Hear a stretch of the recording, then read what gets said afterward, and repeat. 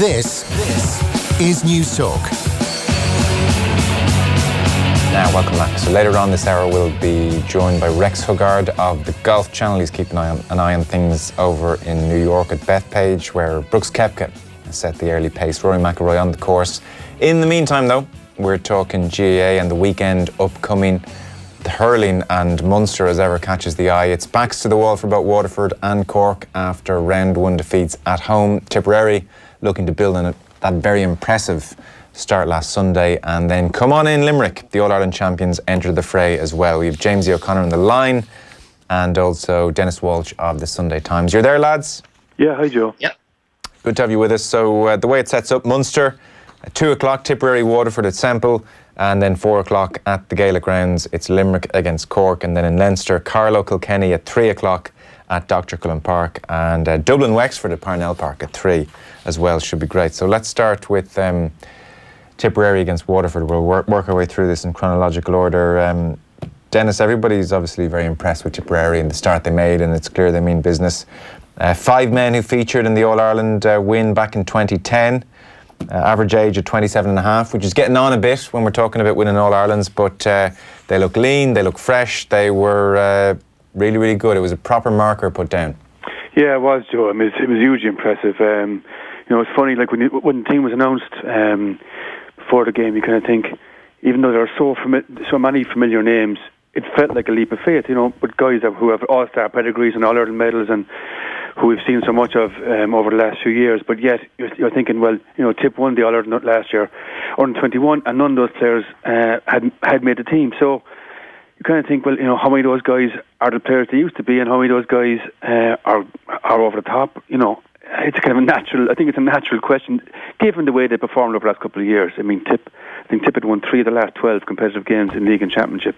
But look, clearly they were a different bunch to the ones we saw last summer. As you say, they were fresh and fit. Cork worked out tactically, and they shut Cork down. And I saw James Barry in the post-match quote saying that when you play Cork, it's going to be a game of hurling, which is kind of there's a few things wrapped up in that, and like Tip knew that Cork wouldn't be able to bring the level of aggression that other teams bring, and they made hay with that, certainly.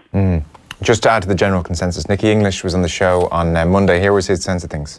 There was a lot to like about Tipperary yesterday, really, and it's as much their attitude as their skill, and probably more about their attitude than their skill. Because look, the skill of that team is that's undoubted, really, but it's about their work rate and attitude, and that was unquestionable yesterday. But they had a dodgy enough league campaign, and there wasn't much signs of that improvement during the league, and it was just fantastic yesterday the way they played, actually pinging the ball, and there was nobody dropping it. And I said to myself, first of all, they looked tall, they looked lean, and from the word go, they were right into it. And Bubbles the Wire was just completely loose on the 40 there, and running the show with Noel McGrath. So they've been around before, and they're going to be dangerous now, I'd say, is the reality of it. And Jamesie, we probably saw a touch of the old Eamon O'Shea movement as well up top. Yeah, I mean, you could see his fingerprints all over it, Joe. But as Denis said, listen, they got the freedom of the park too. I mean, for John McGrath's goal, Bubbles was isolated in space on the 21, screaming for the ball for what felt like a minute, and no one within 30, 40 yards of him. And you simply can't allow the Tip forwards the space that Cork gave them last Sunday. But as Nicky said there, there was a sharpness about Tip from the off. They looked lean, they looked hungry, and we know the quality is there. I mean, you go right throughout the team. They have so many shooters. They have so many guys that can punish you if they're given the space to do so. And Cork simply defended atrociously, and 228 speaks volumes for that. And that's the big concern, I suppose, for them heading into this Sunday in the Limerick match. And Jamesie, I mentioned there, they're getting on a touch. That Limerick team that won last year, the average age just under 24, I think 23.6 if we want to be exact. The Tip team that lined out at the weekend, 27.5. Now, I would think that should still be very much, peak of their powers, average age of under 28. Are there many of the under 21s really knocking on the door? Well, I think, listen, Liam Sheedy probably knows that, in Munster, you're going to have to, use your panel, and it'll be interesting to see this weekend. Does he use Mark Keogh? Does he look at Jake Morrison and some of these other guys? And I think they may very well do that. Now they got one or two of them on obviously before the end, but I mean, look, it was brilliant for Tip, and they were excellent, and it was a massive start to Sheedy's return to get the 2 points. And we all know how competitive Munster is. But when Tip won the All-Ireland in 2010, Joe, they went down to Páirc Uí Chaoimh and came away with the defeat. And there was a natural improvement then and progression as system there through the rest of the season. It's a bit like the golfers today. I mean, you want to play well on Thursday and Friday, but you want to probably save your best stuff for the weekend. Mm-hmm. And Tip were awfully sharp, awfully early in the season. Now, that's not to say that, listen, they're not going to suffer maybe a dip in form, and they might have to be as sharp, the rest of the games in Munster. But I'd just be conscious that, look, they were excellent, but there's still a lot of hurling to be played. Yeah. And, Waterford will bring their own challenge on Sunday. Yeah. What about Waterford then, Dennis? I think we all expected a welcome to hell type feel at Walsh Park at the weekend, and it just never really caught fire right from the off. Conceded early goals, and Pádraig Fanning was trying to make the argument we lost by a point, and really it doesn't matter if you score all your points late on or if you score them early on. The fact is we were thereabouts, but that's not really the feel anyone had from that game. And backs against the wall big time.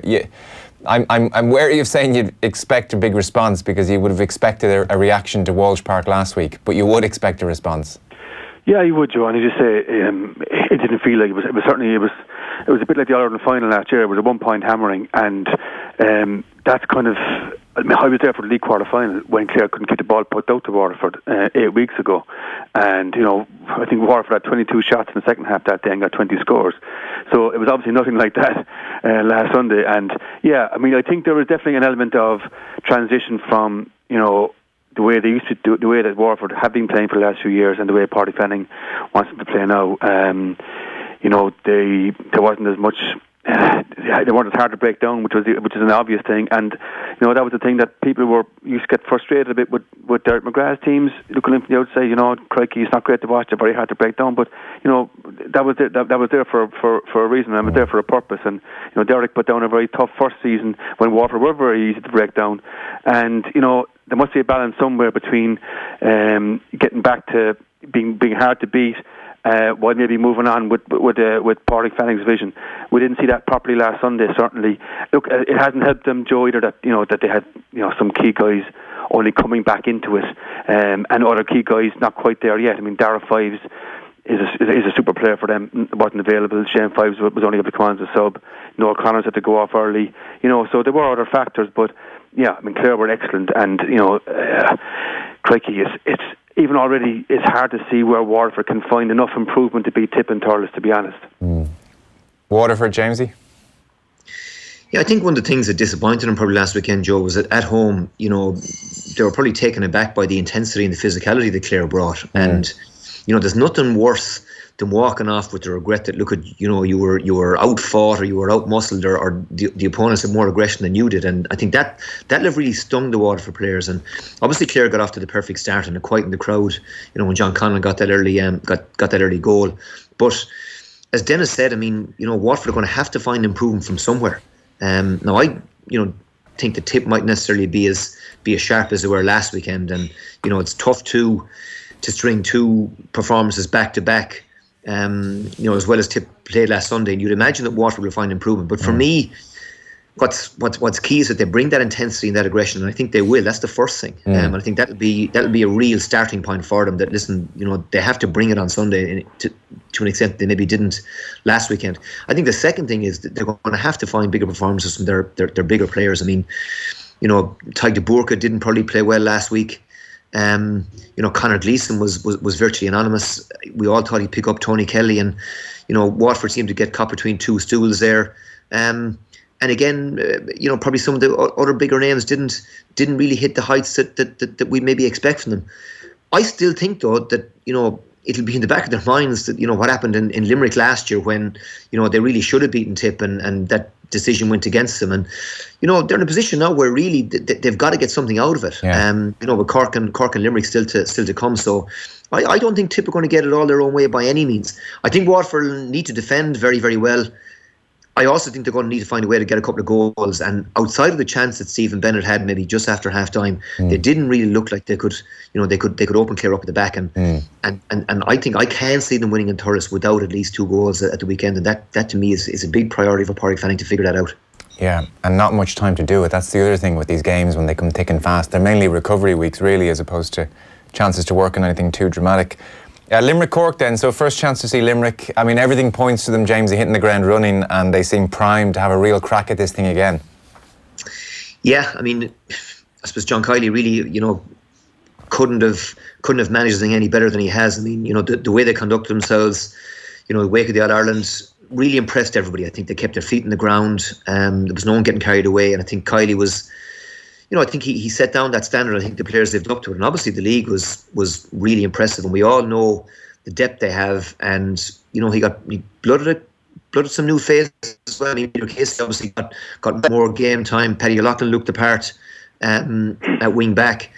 And, in the Gaelic grounds, with Cork coming, it's there's no stand tickets left, Joe. There'll be a massive crowd in there. And Cork, by contrast, again, their backs are to the wall, and they have the disappointment, from last year's Ireland semi-final and the motivation, to right that wrong. So, yeah, again, this is all the ingredients to be another belter of a game. And Limerick, you'd say if they played the way they played during the league, at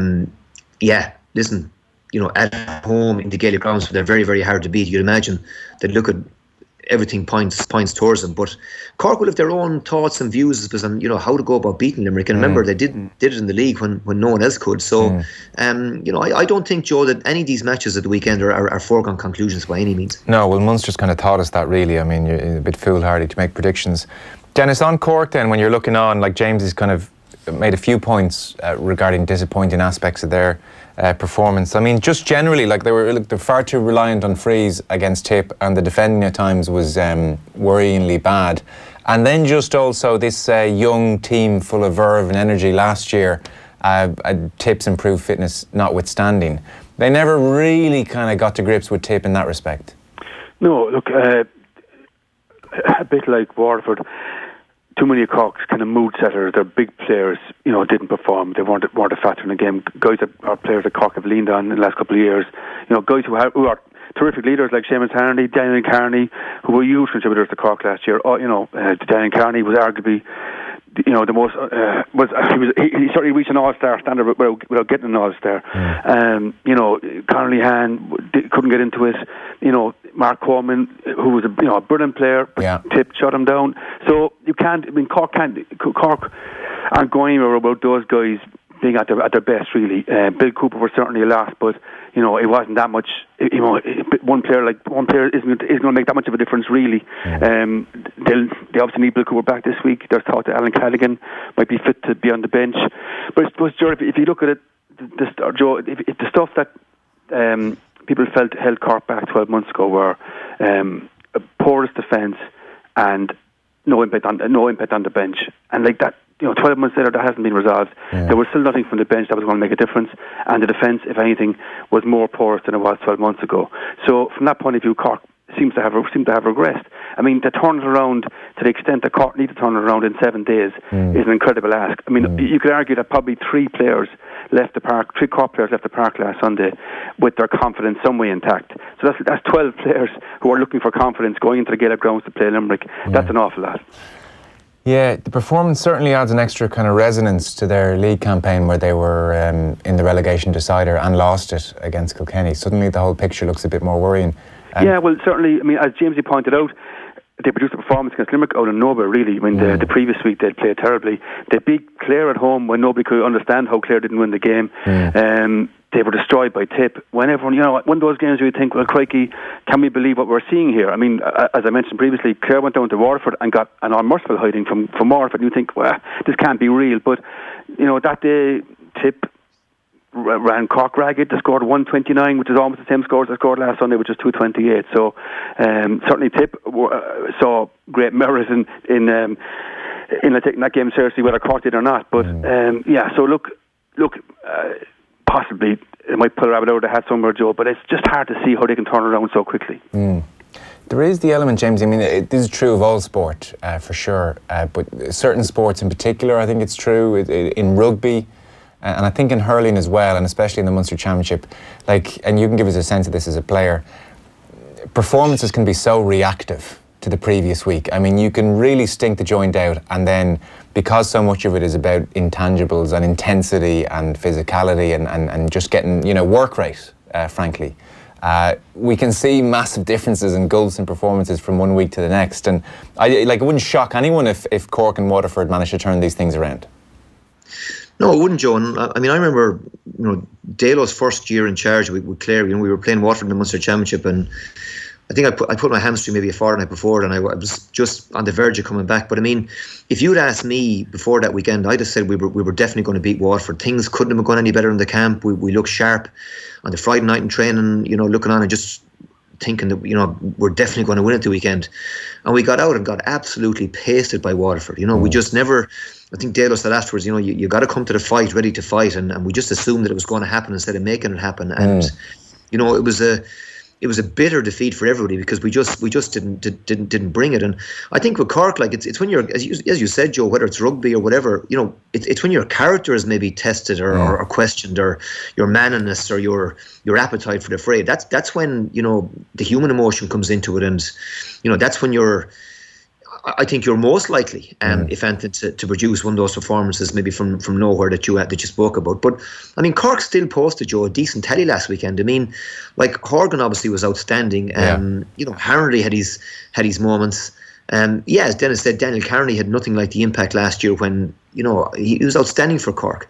But they're going to need Lehane, Harnley, Horgan, Carney, Coleman. Dara Fitzgibbon again was very disappointing last weekend. They're going to need these guys to stand up, and talk about mood setters. I mean, Bill Cooper is one of those guys that he's abrasive, he's probably aggressive, and he can set the mood for Cork, and he was certainly a loss. But Cork have got to come to the fight ready to fight on Sunday, Joe, because if they don't, they're at nothing, and I think we will see a response now. I mean, I still think that it's very early days. I mean, Cork could conceivably lose on Sunday, beat Waterford, come Dennis in the last game, beat Clare, and suddenly they're there in the last six and building a bit of momentum and maybe getting Alan Cadigan back fully fit and maybe finding out a little bit more about themselves along the way. So, but definitely, the margin for error is zero unless they get a result on Sunday. And I think more than anything else, Cork need to get a bit of performance, and there needs to be a sense of fight, and there needs to be a sense that, defensively they're more solid and they're not as open as they looked last weekend, because there's no future in that. You can't defend like Cork defended last weekend, give the space they allowed the Tipperary forwards, and expect to win. And part of that, Joe, is further out the field. Some of the Tip guys had all day to pick out the pass, and there was no pressure applied further out the field, and you can ping the full back line, and but they were let down, I think, and badly served by the guys outside them, and that for me is an issue that John Myler has to have addressed during the week.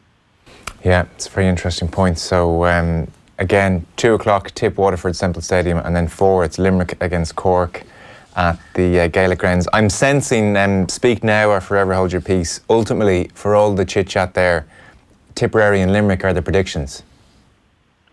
Yeah, certainly, Joe. I think there are, as you say, there have been plenty of cases over the years of teams kind of turning around a shocking performance in the first round, but in the old format you had 2 or 3 weeks to get it right, or maybe more. 7 days is a huge ask, and to make up as much ground as Cork need to make up against a team that are the form team in the country, it's just hard to see anything other than a Limerick win, really. And then Cork needing snookers over the next few weeks. Yeah, I mean, so Jamesie, about all Cork can do here is lads out the field, work harder on the ball, stop them, so don't give the Limerick half-back line or midfielders unpressurised passes into the forward line, and defenders get tight to your men. Maybe we drop a man back. That's almost going to be the extent of what Cork can kind of rustle up in the 6-day turnaround. Well, I think, listen, there's probably a template there, Joe, from the league semi-final, the league game earlier when, Garrod Hegarty, Tom Morrissey, Kyle Hayes, when a lot of the time, look at the halfbacks don't want to follow those guys up the field and leave 100 yards of space in front of their full back line. And with the movement then in Gillane, and Seamus Flanagan up front, I mean, they've had time to pick out the passes, and the ball going in has been excellent. But if they deny those guys that space, the perfect ball, it becomes a different story. And I'm just interested to see, okay, will they have a man marker on Keane Lynch?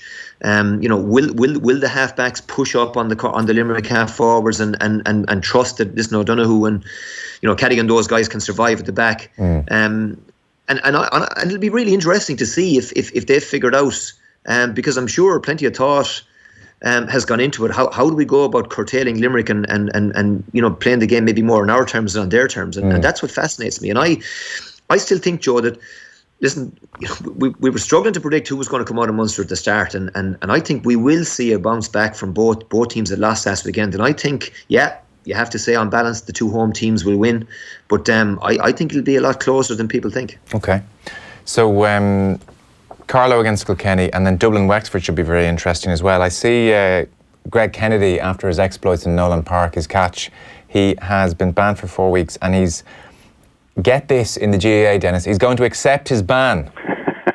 I don't think Greg knows how this works.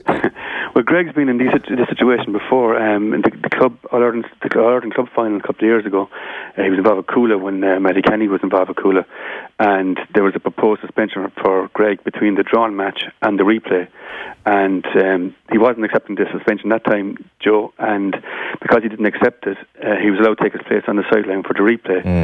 But they've changed the rules since then, so even if he didn't choose to accept it, it wouldn't improve his position for Sunday. He'd have to be outside the wire, as I say. But it's been the talk of the week, hasn't it? It was the talk of the weekend. It was a bizarre situation. But it wasn't. Most people had a bit of a smile and said it's not the end of the world. Absolutely. No, it was the talk of the weekend in every sense. Good, people were just having a giggle, as you said, and so on. But at the same time, it's not something that needs to be encouraged either. If a fella was to get away with that every week or every second week, there'd be chaos soon enough. It's been the points being made elsewhere during the week, and it's a valid point. Croke Park have been trying to cut down on Mayor Forner or whatever, water boys, the whole lot, having as much access to the field as they do, and I think this could be another catalyst for some more restrictions. Why do they need access to the field? It's kind of a cultural thing, isn't it? The thing about Gaelic games is, and going back to, and this is probably there since day one, making switches, telling a guy to move here, move left, right and centre. In rugby, you kind of don't get that so much. It's not really a big deal in soccer either. You have some positional switches, but not as much as in the GAA. It's a big thing in the GAA, is, switching guys around and getting messages on to kind of communicate that. I suppose, Joe, it's kind of a cultural thing. If it was stopped in the morning, I'm sure people would find other ways of getting messages on. We keep hearing from players that in Croke Park for big games they can't hear their teammates 10 yards away. So it's just been part of the game since the year that. But look, I think it's, as I say, Croke Park have been clamping down gradually, and that clamping down, I'd say, will probably continue. Because, Jamesie, what are the kind of traditional bits of gamesmanship that the Muir Furna are used for? Listen, at intercounty level, Joe, by and large, my experience would have been that, they respected the players and they stayed out of it. Okay, there might be a few words chosen, and some players, might have a few words for the Mayor Forner. I think Dalo had a few words for the Limerick Doctor, I think at one point in maybe in the 95 Munster final. But some guys talk on the field, other guys don't. By and large, I don't think I really had a bad experience with with someone from the opposition management. I think the thing though about it, I think that free, if Billy Ryan had caught it, it was coming back. Colin McAllister's back was turned. It wasn't. It was coming straight back. Yeah. And I think that was Kennedy's point. He was like, hang on, the ref's not even looking. He's talking to the player who would be marking you, so I'm interfering. You can't do it, but that was his vantage point. Yeah, the Dublin defenders had switched off. It was as if he hadn't switched off, and in a way he couldn't help himself. But yeah, there was no way in my mind it was going to stand. But it backfired in the worst possible way, because suddenly Cody we saw how irate he was outside. You want to see the Kilkenny crowd in front of where we were. They'd have lynched Greg Kennedy if they could have got at him. But certainly, I think Kilkenny, it stoked Kilkenny up, it stoked the crowd up, and in that sense, it probably backfired. We saw the urgency and the intensity that Kilkenny brought in the second half. I think, though, honestly, those those Kilkenny players were only about 7 minutes away from the biggest stoking of all time anyway. I think, because they'd been bullied more or less for the first half by Dublin, they'd been on the back foot, and you just could not see Cody standing for another 35 minutes of the stuff that he'd watched in the first half. So whatever Greg Kennedy did, those players were going to get a piece of Cody's mind at half time regardless. And I think the second half performance was a reflection of what happened at half time, but it wasn't anything that had happened between Greg Kennedy and TJ Reid. So Dublin Wexford should be very interesting. Favourite call from Dave Fitzgerald over the last couple of weeks. I heard this rubbish on the effing radio last night. I don't know if this is us or not, but it could well be. I heard this rubbish on the effing radio last night saying I'm mad to win the league. I couldn't give an F, right? I just want to win every game I can, and if we win stuff, fine. If you ask me personally, I'd prefer to win the All-Ireland. That's what I'd love to win. And if the Leinster Championship comes, great. And if the league comes, great. Fair enough attitude, I think. Win every game you can. Live in the present. Where are Wexford, Dennis? It's hard to tell, Joe. Obviously, they crashed out of the league to Galway on a day when they conceded a lot, which is again something that Davy would work hard, or Davy's teams work hard to avoid.